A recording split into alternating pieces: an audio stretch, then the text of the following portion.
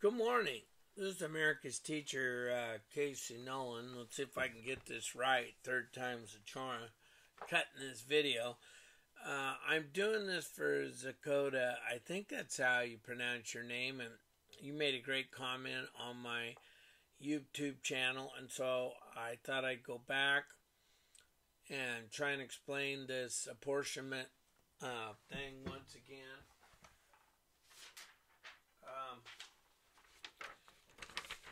I've mentioned to you before about Grandma's pie. You know, how much of the pie do I get? My brothers and sisters were all vying for it. Okay, you get this piece. It's kind of what the states were saying. How much representation do I get? So I did a bunch of diagrams to try and help. So here's the United States. Every 10 years we take a census, count up everybody in the country. Okay? So presently, 2018, 327.5 million people divided by, I told you the House was permanently set at 435. So each of those members has to represent 752,000 people, 183 approximately. Okay, so then the Congress takes those numbers from the U.S. Census Bureau, who does the census.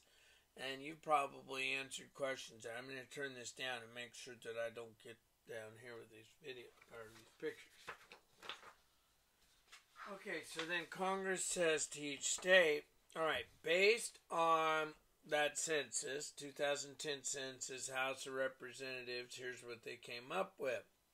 So, for instance, Nevada only got 4 reps, whereas California got 51, Idaho got 2. Montana got 1. Wyoming got 1.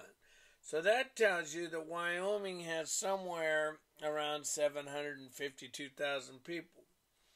Up to 1.4 million, right? So Idaho has more people. They must have over, million, 1,400,000. Whereas Idaho may only have under 1 million people. Wyoming. So each state is told by Congress, all right, based on that first figure and the number of people living in your state based on the census, not just the total U.S. census, but the population of each state. So California has almost 40 million people. All right, so then Congress goes to each state. So this is a Pennsylvania map. So they go to Pennsylvania, and I think Pennsylvania on this map had 18. So, all right, the state of Pennsylvania now has to be drawn by its state legislature, is given the task of dividing it into 18 equal parts. So the state legislature sits down, draws it up, and makes each of these districts, so this must be a rural area because look how big this district is. Whereas this must have some urban centers because the district's a lot smaller in land base, so that tells you that there's probably a couple big cities in there with the, densely populated areas. So when you look at their original colonies, 1790, here's the Great Lakes, just to give you some orientation. So the original 13 colonies on the Atlantic seaboard, 3.9 million people in 1790. So there were 69 seats in the House, so they represented, each representative represented about 56,000 people. So to wrap up and answer your question, representatives in the House of Representatives represent people, not just land. The United States Senate represents land because every state gets 2. So a state like Wyoming, even though it's low in population, so it doesn't have very many people in the House, it has 2 in the Senate. That's because the original 13 colonies were saying, why should we join up unless we have equal power? So in the Senate, they have a lot of power. In the House, they have less power. And you're going, well, what do you mean by power?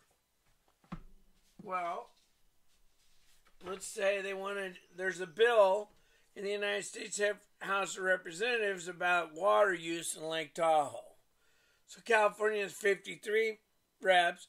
So it's going to get 53 votes in the House of Representatives. So poor old Nevada's only got 4 votes. So Nevada's got to run around and get all these other small states to join with them to vote for what they want. Let's say they want the water to stay pure, or they want more of it to come into their state. And California says, oh, no, we want this. So where 2 states' interests are divided, they have to go find the votes to vote with them. So I don't know if I've just made things even more confusing, but I hope that clears up modern apportionment for you, Dakota. And if you have more questions, let me know at Casey.Noland.com. I'm America's Teacher.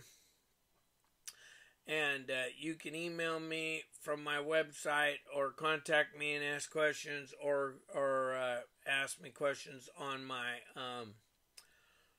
what am I trying to say? My YouTube page. Thank you very much. Have a great day.